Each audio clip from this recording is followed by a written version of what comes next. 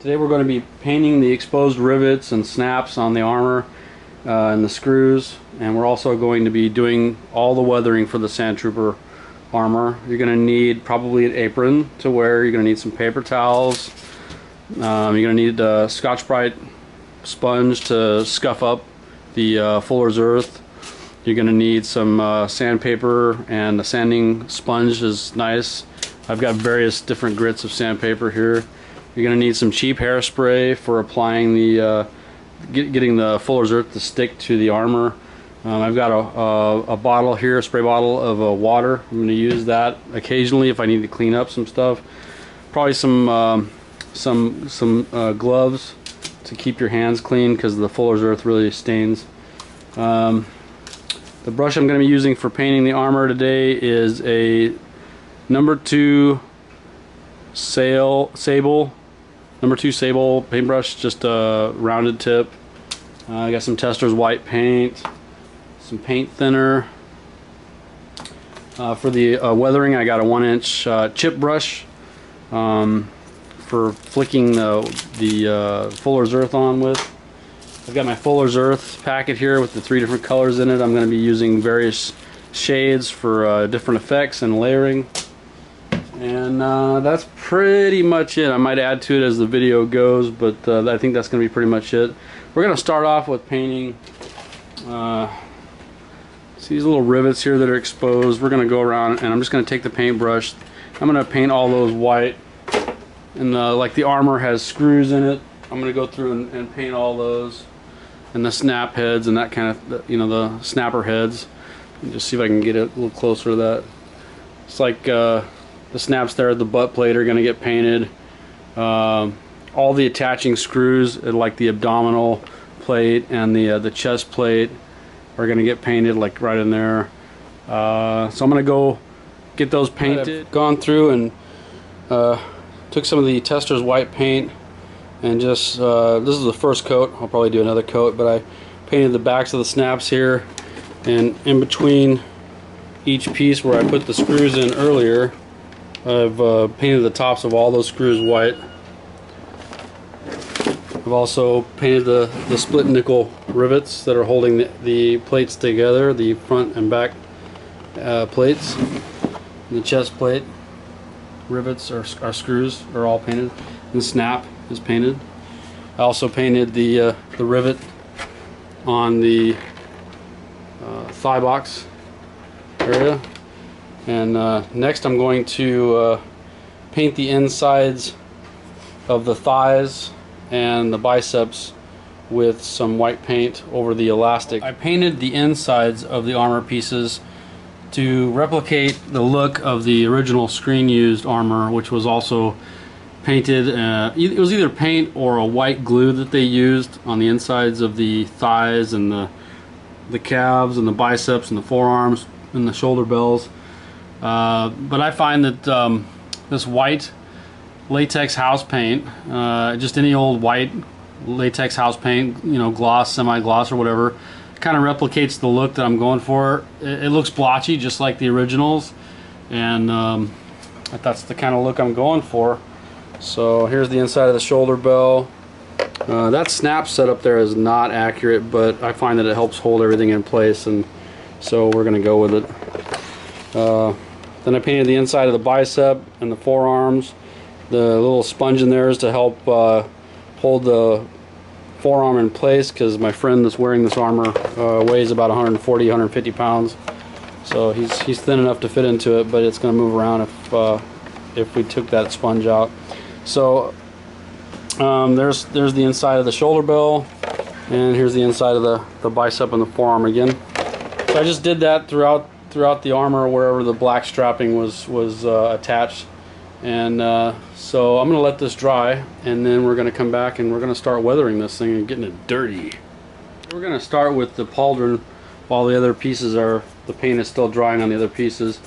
I've got a 1-inch chip brush, and I've got my little pile of fuller's earth over there. The first thing you need to do is you're going to need something for the fuller's earth to adhere to, and that's what the hairspray is for. So I'm just going to give this a nice even coat of hairspray. It's had a minute to dry. So I'm just going to take my brush and I'm going to dip it in the fuller's earth. Just going to dip it in the fuller's earth and get a nice coat on there. And then I'm going to come over here to the pauldron. I'm just going to kind of tap it. There's no rhyme or reason to this. I mean, it's just you're just trying to get the dirty effect on there. You can concentrate on the where the stitching is if you want to get dirt down into the grooves. That make it look like it's been out in the field for a long time. You're really right. At this point, you're just going for coverage. Now the pauldron has a good coating of dirt on it, and I'm gonna let that completely dry for a few minutes, and then I'm probably gonna take it outside, shake it off, and see what I have, and scuff it up some, and we'll layer it some more. So I'm gonna let it dry for a few minutes, and then we'll be back. I took it outside and shook it off, and as you can see, it still has a lot of material on it. So now I'm just gonna grab my Scotch-Brite pad here. I'm gonna start scuffing it. I'm just gonna try and get the high stuff off and leave the filth down in the grooves. Now I'm going to go back and I'm going to add some highlights, actually shadow tones down in the grooves to get more of a dirty look to it. This is very sandy looking right now though, and I like it. It looks good. It's kind of what I want. You don't want to overdo it. It may not look like a lot on screen, but this thing's pretty filthy right now, and in person it's going to have the desired effect. It's going to look dirty. You know, it's not going to look overdone. That's the main thing, is you don't want to overdo it. Understated is the key here. So I just wet the collar here a little bit, just on the top here, and I took some of the gray and I kind of hit it around here. The gray is going to turn dark, but it's going to give more of like a dirty look around the collar, which I think is going to look cool. And I'm just going to add to that a little more. I might just mist over here on the outside and do a little bit more gray, just to kind of give it some contrast.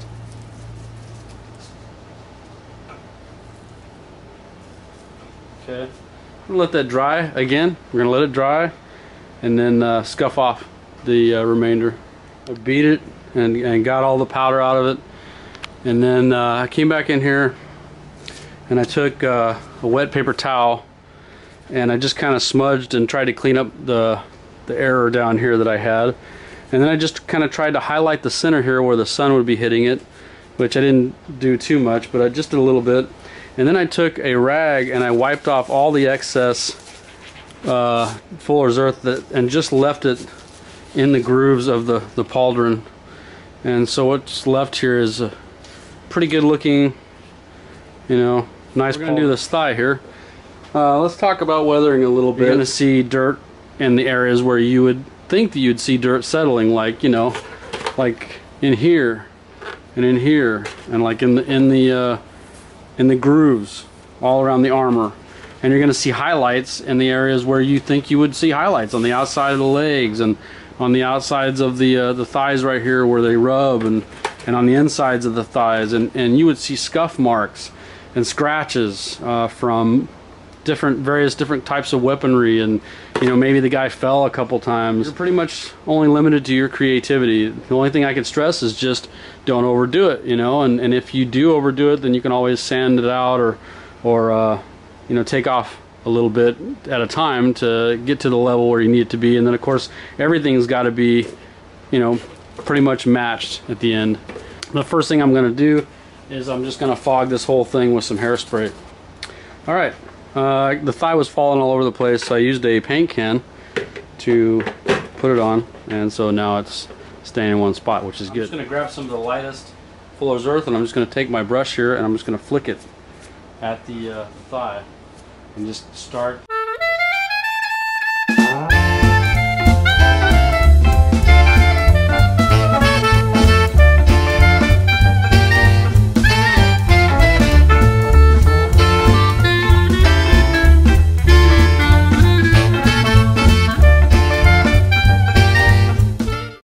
I'm gonna let this dry and come back and I'll sand it, see what I got, hit some more different colors and textures on there. I got dark brown over there, I got gray, so I'm just gonna keep hitting it until I get the look that I want.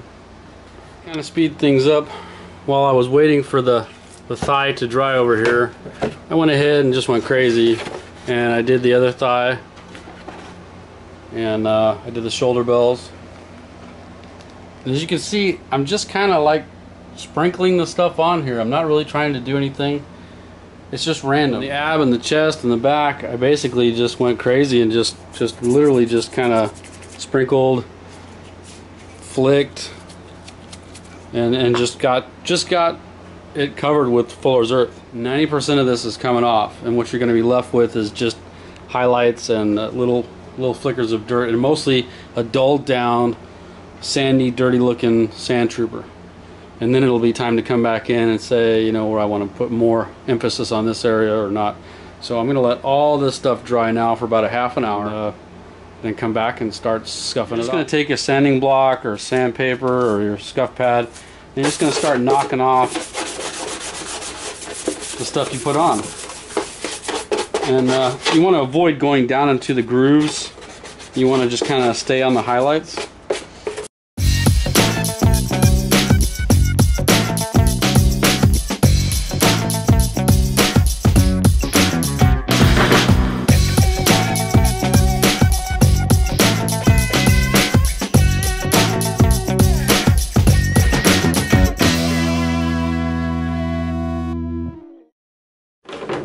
I'm going to hit the shoulder bell now. Check out the forearms here.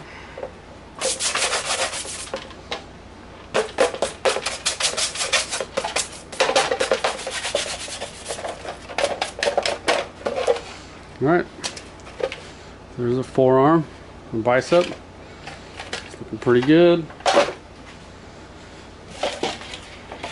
Just keep on going.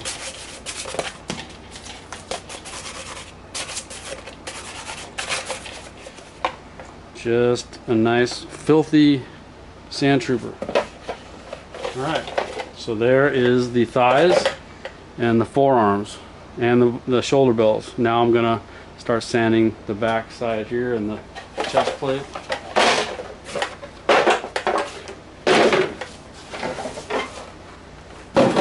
And I might even take it out in the backyard and drag it around a few times just for fun.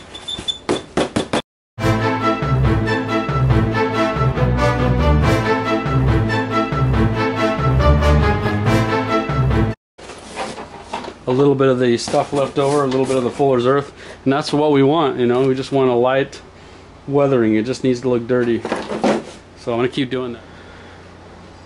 Sometimes I even, with all the Fuller's Earth that's on the newspaper and the ink and everything that's down there, you can even rub your armor into the Fuller's Earth, rub it into the dirt.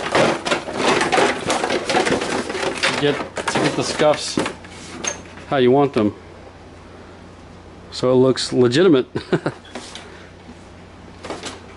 I'm gonna probably go back and touch some of this up, but that's the kind of natural look that we want. We want to get it to where it looks real. If you want to get kind of a blotchy look, you can take a wet sponge and just kind of, like damp sponge, not wet, and just kind of moisten up the Fuller's Earth a little bit, and it'll give it kind of a blotchier look to it, somewhat caked look.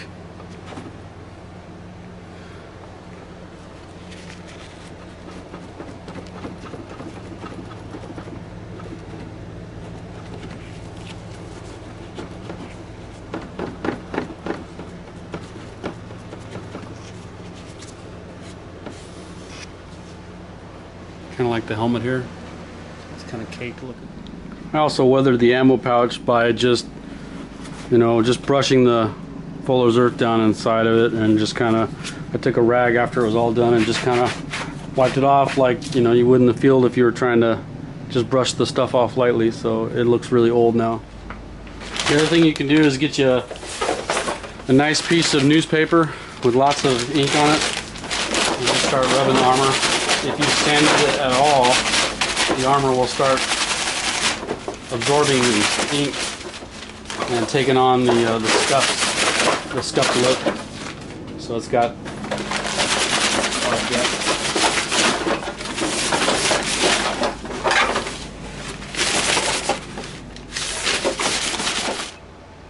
I just rubbed the hand guards with some newspaper and hit them with some Fuller's Earth to kind of dusty up the gloves, and I think they're set. They're done.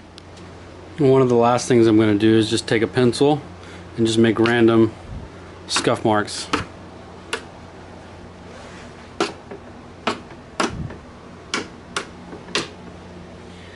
It's pretty much done. The helmet I weathered in a separate video. So there's that, and the pauldron. There's the chest,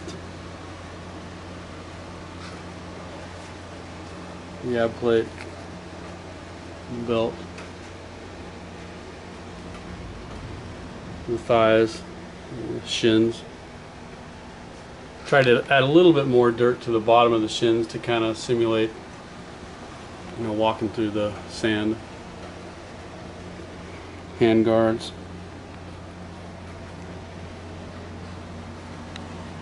So I think it turned out pretty good.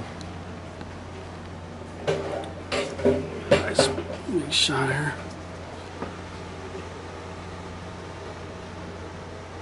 So the next step is to get my friend over here and get him fully in the armor with the backpack on, and we'll submit it to MEPD, submit it and see what happens. Hopefully we'll get deployment. Alright, so we submitted our armor to MEPD and we got deployment no problem. Then we submitted it for SWAT. SWAT is like the ultra accurate armor that's out there, and we went for move along trooper, so we had some corrections we had to make, and so on the helmet we had to raise the brow up. We had to add the correct amount of tube stripes per each side. This side is supposed to have 13. This side is supposed to have 16. We had to add some chips. We had to raise the brow. One of the mic tips had to be bent in a little bit. And then on the chest piece, we're still working on this one a little bit. We had to add more weathering to give it to make it dirtier. So as you can see, the armor is much dirtier than it was before. Also, on the thighs, we had to add a notch for the left thigh to replicate the move along trooper's thigh, and the whole armor itself had to be made dirtier, which we did. We had to weather the boots, and we had to add a little ring for the shoulder pauldron like the move along trooper. The backpack turned out really well. We had to add a few things to it. We had to drill a small hole on one side of the mortar tube. We had to paint the back of the radar dish. I mean, it's all just, you know, really small detail things, but it's what makes a big difference in the build. And then also on the move along trooper, the right hand is actually wearing the left hand guard. So we did that here on this one as well. So now we're going to take pictures and submit them up to MEPD and see what happens. Alright, we're in the last stages of SWAT approval. We're going for the move along sand trooper. That's the road scene with Luke Skywalker and C-3PO and R2-D2 and Obi-Wan Kenobi. This is the move along trooper. We had to make some adjustments. We had to make sure that our ammo pack on the shoulder was offset correctly. We had to make sure the weathering on the pauldron was right, and this is all, you know, detail stuff for SWAT. The radar dish had to be relocated, and we had to add a black panel behind it. The move along trooper also has a 1/4-inch drilled hole in the thermal detonator, or the mortar tube actually. So this is pretty much the finished product. If we get approval today, then his armor will be good to go. And I think it turned out pretty good.